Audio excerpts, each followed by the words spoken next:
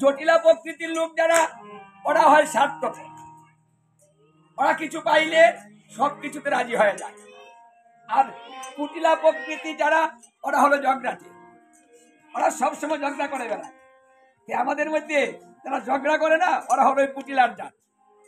আর যারা ওই স্বার্থ নিয়ে ঘুরে না, স্বার্থ নিয়ে কথা বলে, ওরাই হচ্ছে জটিল। তাহলে এখানে বাধা দেওয়া হচ্ছে, যেতে দিচ্ছে না। তাই রাধারানী কি করেছিলেন? মিথ্যা কথা বলেছিলেন। রাত্রে স্বপ্নে দেখেছি, চিৎকার করে বলছে যে আমি রাত্রে স্বপ্নে দেখেছি আমার স্বামী মারা গিয়েছে, আমি বিধবা হয়েছি। এই যে মিথ্যা কথা, স্বপ্নে দেখেনি কিন্তু মিথ্যা কথা বলেছে। তখন জটিলা জিজ্ঞাসা করলো, আচ্ছা স্বপ্নটা তুমি কখন দেখেছ? স্বপ্নটা দেখেছি রাত্রে যখন প্রভাত হয় তখন।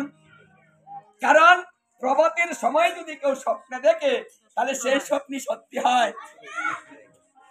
এই জন্য যদি ভালো স্বপ্নে দেখেন আর ঘুমাবেন না, কিন্তু যদি খারাপ স্বপ্নে দেখেন শেষ রাতে, তাহলে আপনি উঠবেন না, ঘুমাবেন, তারপরে উঠবেন। তুমি কি ঘুমিয়েছিলে? আচ্ছা, আর ঘুমা ধরেন? আমি আর ঘুমাইনি। সর্বনাশ, তো অলক্ষিনী শপথ, মানে আয়ান ঘোষ মারা যাবে। আচ্ছা, জটিলা বলছে বিধান দেখনি? এই সুযোগে রাধারানী বলেছিল, হ্যাঁ আমি বিধানটাও দেখেছি। ওই রাধাকুণ্ডের তীরে গিয়ে যদি সূর্য পূজা করা হয়, তাহলে দুষ্টা কেটে যাবে। তখন জটিলা বলেছিল, তাহলে তুমি কাজ করো, রাধাকুণ্ডের তীরে পূজাটা সেরে ফেলো। বলছে পূজাটা তো একদিন করলে হবে না, ওটা প্রতিদিন করতে হবে, মানে করেই যেতে হবে। ঠিক আছে, মানে মঙ্গলের জন্য প্রতিদিন করতে হয়, প্রতিদিন করো। আমি সেবার আয়োজন করে দিব, পূজার আয়োজন করে দিব, তুমি অষ্টসখীদের সঙ্গে করে নিয়ে সেখানে যাবে, কিন্তু একা যেতে পারবে না। কারণ একা গেলে ভয় আছে। ভয়টা কি? ভয়টা হচ্ছে নন্দের বেটা কানু, ওটা তো বেশি সুবিধার নয়। ও তোমার পিছে গুড়গুড় করে, যদি রাস্তাঘাটে দেখা হয়ে যায় তাহলে একা যাওয়া যাবে না, সাথে অষ্টসখীকে সঙ্গে করে নিতে হবে। দেখুন সেবার প্রকৌশল, আপনি ভগবানের সেবাটা কি করে দিবেন? রাধারানী হচ্ছেন আরাধ্য, মানে যিনি আরাধনা করেন তিনি হলেন রাধা। জগৎকে আরাধনা তত্ত্ব শেখানোর জন্য, ভজন তত্ত্ব শেখানোর জন্য শ্রীকৃষ্ণের শক্তিটাকে আলাদা করে রাধারানী বানিয়েছেন। এটা ভগবানের, শ্রীকৃষ্ণের আলাদিনী শক্তি। এই আলাদিনী শক্তি স্বরূপা রাধারানী আমাদের তত্ত্ব শিখাচ্ছেন। আমরা কি করে ভজনটা করব, কোথায় মিথ্যা কথা বলবো, কিভাবে সেবা পূজা করব, সেই তত্ত্বটা আমাদের এখানে শেখানো হচ্ছে। বলছে বাহ, অষ্টসখী তো আমার। দেখুন সমাজের মধ্যে পক্ষ বিপক্ষ আছে, আপনি সবসময় স্বপক্ষ নিয়ে কাজ করবেন, বিপক্ষ নিয়ে কোনো কাজ করবেন না। যদি একটা অনুষ্ঠানের মধ্যে বিপক্ষের একটা লোক আনেন, আপনার সমস্ত অনুষ্ঠান নষ্ট হবে একটার কারণে। এই জন্য সবসময় স্বপক্ষ নিয়ে চলতে হয়। রাধারানী মনে মনে আনন্দ হলো যে সখীদের সঙ্গে নিতে বলেছে, আমার কোনো সমস্যা নেই। যদি বলতো তোমার বোন কুটিলাকে নিয়ে যাও, ননদকে নিয়ে যাও, হ্যাঁ, তাহলে বিপদ হতো, কারণ সে আমার পক্ষ নয়, বিপক্ষ। এই জন্য রাধারানী বলছে ভালোই হয়েছে, আমি এদেরকে সঙ্গে নিয়েই যাব। এই মধ্যাহ্নকালে সেবাটা এইভাবে হয়েছিল। 10:48 হইতে 3:36, এটা হলো মধ্যাহ্ন লীলা। প্রত্যেকটা লীলার একটা প্রহর, 3 ঘন্টা সময়ে একটা প্রহর হয়। একটা প্রহর অতিক্রম হলে আরেকটা প্রহর শুরু হয়, মানে আরেকটা লীলা। এটা হচ্ছে মধ্যাহ্ন লীলা। ওটা থেকে বলেছি 10:48 থেকে 3:36 পর্যন্ত, এটা মধ্যাহ্ন লীলা। এর মধ্যে সেবা পূজা শেষ করতে হবে। রাধারানী ঠিক সময় মতো অষ্টসখীদের সঙ্গে নিয়ে সেখানে চলে যাবে। কিন্তু ছলনা করেছে সূর্য পূজা, কিন্তু সূর্য পূজা হয়নি, ভানু পূজা হয়নি, কানু পূজা হয়েছে। রাধারানী সূর্যের পূজা করতেন না, তার প্রাণবল্লভ ভিন্ন, মানে শ্রীকৃষ্ণের পূজা ভিন্ন, অন্য কোন পূজা তিনি করতেন না। ওটা ছলনা করা হয়েছে, নাম বলা হয়েছে কানু। কানুর পূজা সেখানে সবাই মিলে করেছে, সেখানে তাদের আনিত যে সামগ্রী, সেই সামগ্রীর দ্বারাতে সেখানে সেবা হতো। ভক্তের হাতে ভগবান যা পায় তাতেই খুশি হয়, কারণ ভক্তি তার মধ্যে ভক্তি মিশ্রিত করে। মানে ভক্ত ভক্তের মধ্যে পার্থক্য হলো এই যে ভক্তে ভক্তি মিশায় আর অভক্ত অহংকার মিশায়। আমি খুব পারি, আমি খুব বড়, মানে যদি কেউ গাইতে পারে না বড় গাতক হয়, নিজেকে যদি বলে আমি বিশাল বড় গাতক, সে বড় গাতক হতে পারে, নিজেকে বলতে পারে বড় গাতক। যদি কেউ পণ্ডিত হয় তাহলে বলে আমি বিশাল বড় পণ্ডিত, আমার মতো কে জানে। মানে যার কাছে যা আছে তাই নিয়ে অহংকার করে। কিন্তু ভক্তের স্বভাবটা ব্যতিক্রম হয়। আচ্ছা, ভক্তের মধ্যে যদি কোনো অহংকার হয় তাহলে কি হবে? বলছে যদি ভক্তের মধ্যে অহংকার হয় তাহলে সেই ভক্তের কাছ থেকে ভগবান সহস্র যোজন দূরে থাকে, ভক্তের কাছে। তাহলে যেখানে ভক্তি না, এগুলো আমাদের প্রণাম করতে নেই, শেষ হলে করতে হবে। ওই যে আমরা আরতি করি তখনও গিয়ে প্রণাম করেন কেন? এগুলো শিখবেন কবে? কারণ কাজ করলে পাপ হয়, আবার কাজ করলে পুণ্য হয়। কাজের দুইটা দ্বারা হয়।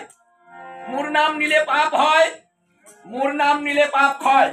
মানে ভগবানের নাম নিলেও পাপ হয়, আবার ভগবানের নাম নিলে পাপ হয়।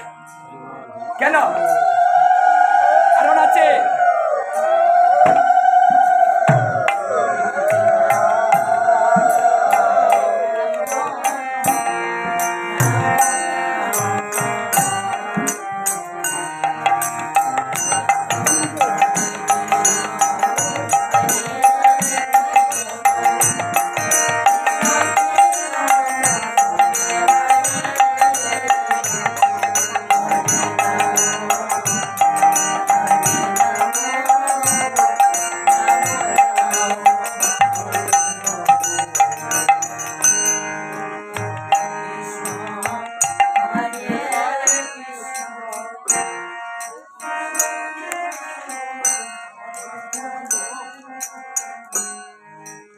এখন থেকে সবাইকে বলে দিবেন, এইগুলা শিক্ষা দেওয়ার দায়িত্ব গুরুদেবের।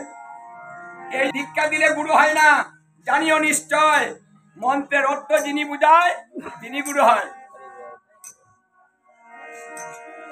আমাকে শিখাবে।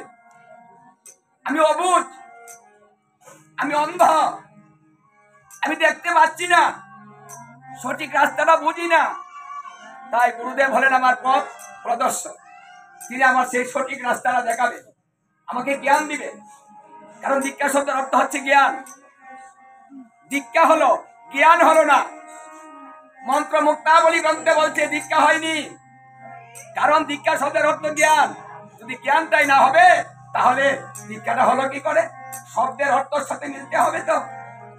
এই জন্য এগুলা শিখবেন। হাতটা মুছে ফেলছেন,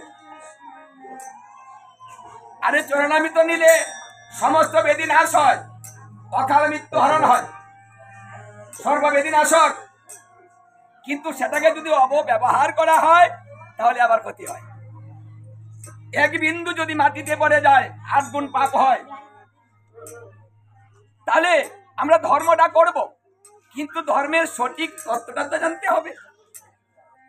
তত্ত্ব জেনে ভজে তারে কৃষ্ণ নাহিতে যে, আর সকল মরে অকারণ। তত্ত্ব জেনে ভজনা না করলে অকারণে মরতে হয়। দেখুন, মরাও দুই প্রকার, এটা কারণ মরা, এটা অকারণ মরা। যদি কিছু না জেনে কিছু করেন তাহলে অকারণে মরবেন। তাই জেনে শুনে কাজ করতে হয়, আর জেনে শুনে কাজ করার জন্যই আপনি একজন শিক্ষক ধরেছেন, আর তিনি হচ্ছেন আমাদের গুরুদেব। তিনি আমাদের এই তত্ত্বটা শিখিয়ে দিবেন, আমার ভালো মন্দটা বুঝিয়ে দিবেন। একাদশীতে যদি কেউ অন্ন পূজন করে কি হয়? বলছে 1 কোটি খেলে 1 কোটি পাপ হয়, মানে 1 মুঠ খেলে 1 কোটি পাপ হয়।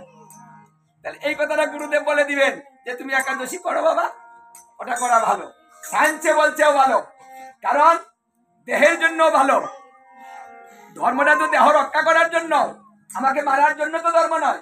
ধর্ম তো আমাদের ভালো কিছু শিখাবে, খারাপ পথে নিবে না।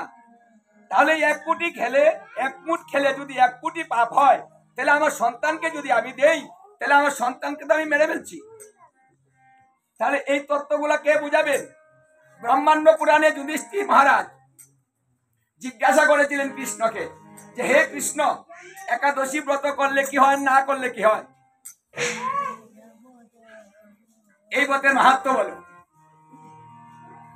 তিনি উত্তর দিয়েছিলেন কৃষ্ণ, হে যুধিষ্ঠির, যত প্রকার ব্রত আছে পৃথিবীতে সমস্ত ব্রতের মধ্যে একাদশী ব্রত শ্রেষ্ঠ। কলিজীবের জন্য সুযোগ সুবিধা করে দেওয়া হয়েছে, একটা ব্রত করিলে সত্যযুগের 5000 বৎসরের তপস্যা হয়ে যায়। সেই ব্রতের মাহাত্ম্য। তাহলে একটা ব্রতের সঙ্গে 5000 বৎসর তপস্যার ফল এক সমান। তাহলে এই ব্রত করাটা আমাদের কত মঙ্গল। তাহলে এই কথাটা কি আমার কে বলবেন?